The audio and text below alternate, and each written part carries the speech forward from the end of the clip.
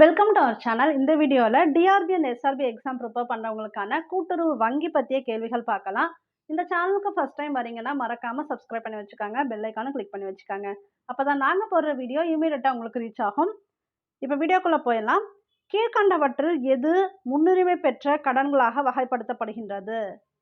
இது எல்லாமே விவசாயம், ஏற்றுமதி கடன், வீட்டு வசதி, புதுப்பிக்கத்தக்க ஆற்றல் எல்லாமே பார்த்தீங்கன்னா முன்னுரிமை பெற்ற கடன்களாக வகைப்படுத்தப்படுகின்றது. இங்கிலீஷ்லயுமே ஷோ பண்ண சொன்னீங்க. நீங்க மேல வேணா படிச்சுக்கோங்க கொஸ்டின்.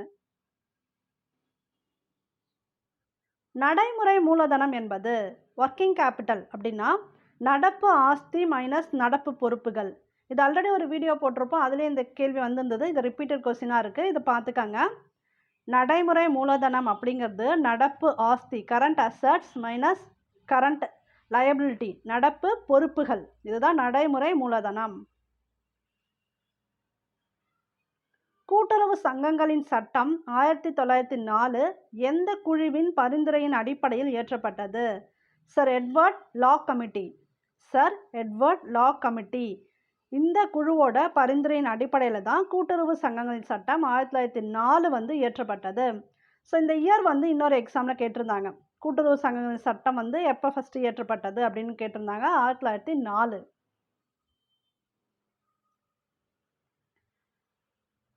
எந்த முக்கிய நோக்கத்திற்காக நபார்டு வங்கி, அதாவது தேசிய வேளாண்மை மற்றும் ஊரக வளர்ச்சி வங்கி, கூட்டுறவு வங்கிகளுக்கு மறுநிதி வழங்குகின்றது?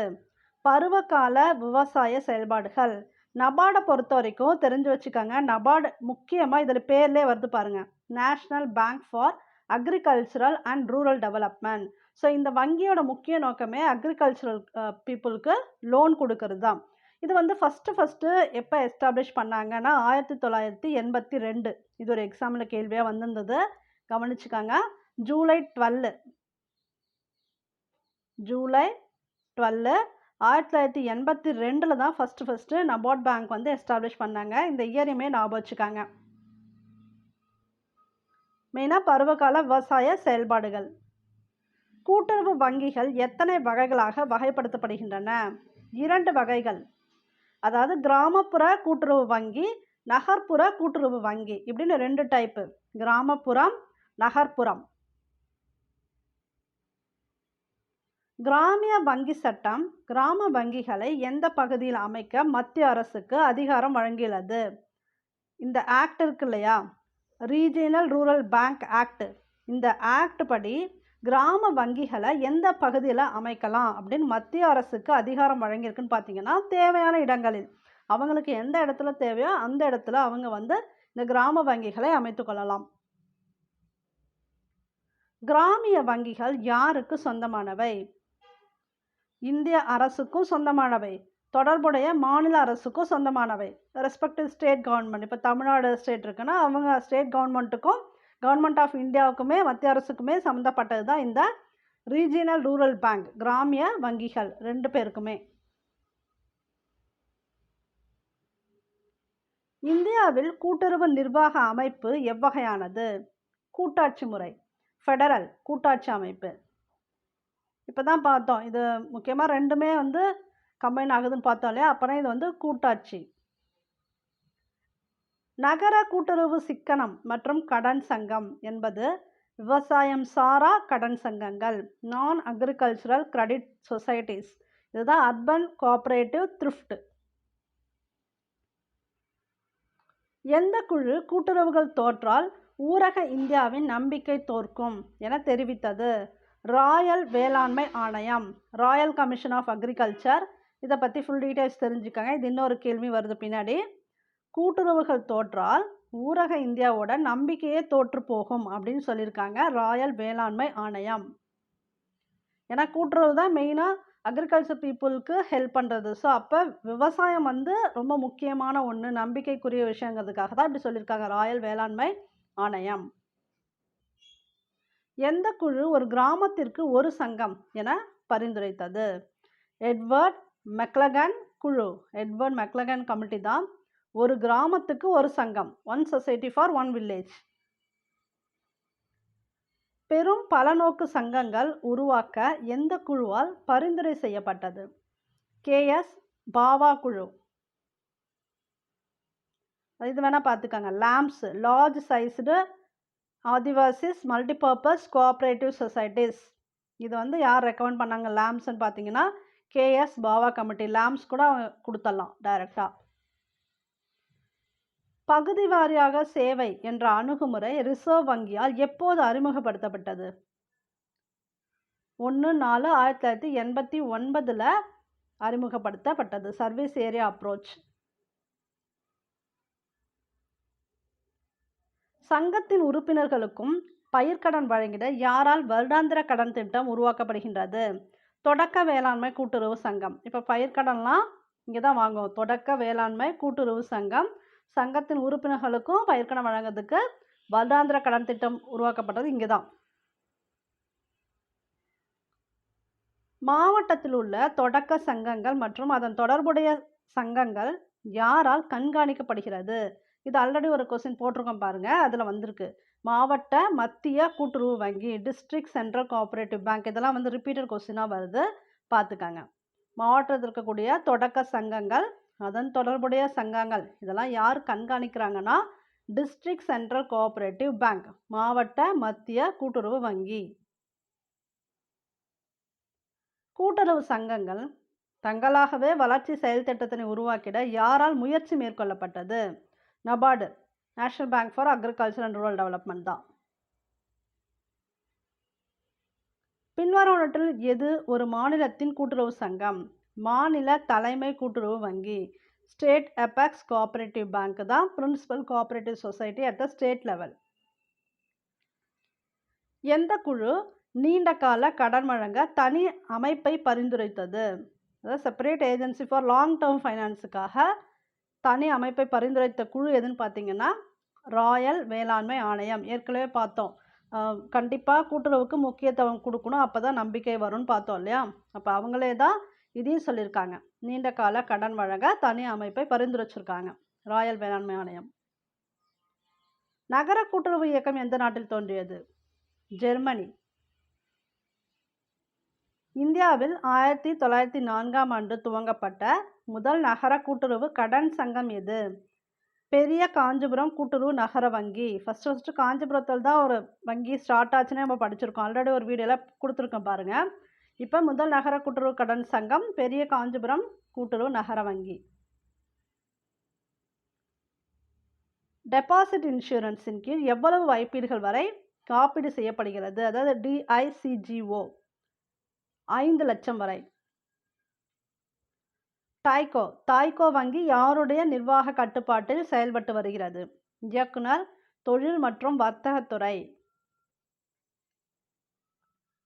தொடக்க வேளாண்மை சங்கங்களை பல்நோக்கு சேவை சங்கங்களாக மாற்றம் செய்வது என்பது எல்லாமே வேளாண் சேவை மையங்களை நிறுவுதல், கிராமப்புற சில்லறை விற்பனை நிலையங்களை நிறுவுதல், வேளாண் சந்தைப்படுத்துதல் உள்கட்டமைப்பு நிறுவுதல், அனைத்துமே.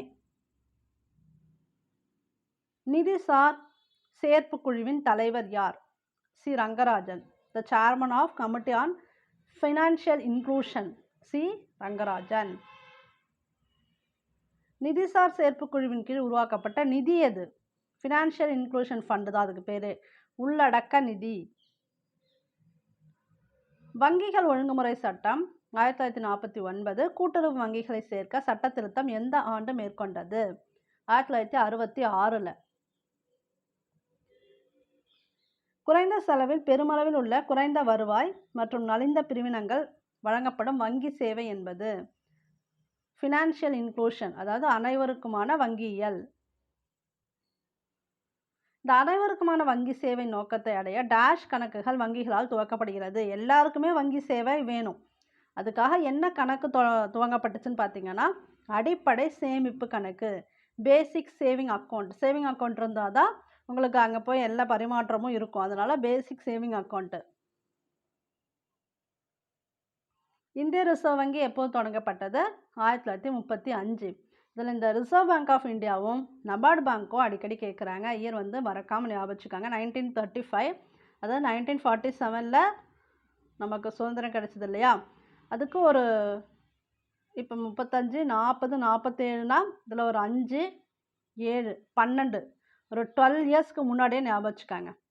பிஃபோர் இண்டிபெண்டன்ஸ் 12 இயர்ஸ்க்கு முன்னாடியே நமக்கு வந்து இந்த Reserve Bank of India RBI வந்து தொடங்கப்பட்டது அப்படின்னு ஞாபகம் வச்சுக்காங்க. மாற்றுமுறை ஆவண சட்டம் 1881 எந்த பிரிவு கடனுறுதி சீட்டு தொடர்பாக விளக்குகின்றது? பிரிவு 4. வாராக்கடன் என்ற கருத்தாக்கம் எந்த ஆண்டு முதல் நடைமுறையில் உள்ளது? அதாவது வாராக்கடன்கிற கருத்தாக்கமே நான் பெர்ஃபார்மிங் அசட், அதுக்கு பேர் 1992லேருந்து. கூட்டுறவு சங்கங்களில் A வகுப்பு உறுப்பினர்களை சேர்க்க அதிகாரம் பெற்றது யார்? A கிளாஸ் மெம்பர்ஸ், நிர்வாக குழு உறுப்பினர்கள். இந்தியாவில் முறையற்ற நிதி நிறுவன அமைப்புகளில் ஆதிக்கம் செலுத்துவது யார்? வட்டி கடைக்காரர்கள். இந்த மணி லெண்டர்ஸ் தான் வந்து முறையற்ற நிதி நிறுவன அமைப்புகள் ஆதிக்கம் செலுத்துபவர். வாராக்கடன், இந்த என்பிஏ இருக்கு இல்லையா, நான் பெர்ஃபார்மிங் அசட், அது வந்து வாராக்கடன். ஒரு கடனிலிருந்து வட்டி அல்லது அசல் வசூலாகாமல் தவணை தவறி எத்தனை நாட்களுக்கு மேல் இருந்தால் அது வாராக்கடன். எவ்வளோ டேஸ் வந்து அவங்க கட்டலை, வட்டியும் கட்டலை அசலும் கட்டலைன்னா 90 டேஸ், கிட்டத்தட்ட 3 மந்த்ஸ் பீரியடு. இந்திய ரிசர்வ் வங்கியின் வழிகாட்டுதல்களின்படி பொதுத்துறை வங்கிகள் மொத்த கடன்களில் எத்தனை சதவீதம் முன்னுரிமை கடன்கள் வழங்க வேண்டும்? 40%. தமிழ்நாடு சிறுபான்மையினர் பொருளாதார முன்னேற்றக் கழகம் யாருக்கு கடன் உதவி வழங்குகின்றது? மத சிறுபான்மையினர், இவங்களுக்கு தான் தமிழ்நாடு சிறுபான்மையினர் பொருளாதார முன்னேற்றக் கழகம் கடன் உதவி வழங்குகின்றது. Religious minorities. 1904 இயற்றப்பட்ட சட்டத்தில் உள்ள குறைபாடுகள் நீக்குவதற்காக டேஷ் ஆண்டு 2வது கூட்டுறவு சட்டம் இயற்றப்பட்டது? 1912. ஸோ 1904 ஒன்று இயற்றிருக்காங்க, அது ஃபஸ்ட்லேருந்து பார்த்துக்கிட்டே இருக்கோம். அதுக்கப்புறம் 2வது கூட்டுறவு சட்டமும் இயற்றிருக்காங்க, அது வந்து 1912. 1919 மாண்டேகு சேம்ஸ்வொர்த் அரசியல் அமைப்பு சீர்திருத்தங்களின்படி டேஷுக்கு கூட்டுறவுத்துறையில் ஒழுங்குமுறைகளை செயல்படுத்தும் அதிகாரம் அளிக்கப்பட்டுள்ளது? மாநில அரசுக்கு. 1919 தான் மாண்டேகு சேம்ஸ்வொர்த் சீர்திருத்த சட்டம் வந்துச்சு. இது ஹிஸ்ட்ரியில் படிச்சிருப்பீங்க. இது மூலமாக யாருக்கு வந்து அதிகாரம் கொடுத்துருக்காங்கன்னா ஸ்டேட் கவர்மெண்ட்டுக்கு கொடுத்துருக்காங்க. அமுல் அப்படின்னா என்ன? Anand milk union limited, Anand பால் கழகம் லிமிடெட் தான் அமுல். அதுக்கு வந்து டெஃபினேஷன் பார்த்துக்காங்க. தமிழ்நாடு கிராம பேங்க், அதாவது தமிழ்நாடு கிராம வங்கியின் தலைமையகம் அமைந்துள்ள இடம் சேலம். தமிழ்நாடு கிராம வங்கியின் தலைமையகம் அமைந்துள்ள இடம் சேலம். ஸோ இந்த வீடியோ கண்டிப்பாக உங்களுக்கு யூஸ்ஃபுல்லாக இருக்கும். தொடர்ந்து பார்த்துட்டே இருங்க, கண்டிப்பாக வீடியோஸ் வரும். இந்த சேனலுக்கு ஃபஸ்ட் டைம் வரீங்கன்னா சப்ஸ்கிரைப் பண்ணி வச்சுக்கோங்க, பெல் ஐக்கானும் கிளிக் பண்ணி வச்சுக்கோங்க. அப்போ தான் நாங்கள் போடுற வீடியோ இமீடியட்டாக உங்களுக்கு ரீச் ஆகும். தேங்க்யூ ஃபார் வாட்சிங்.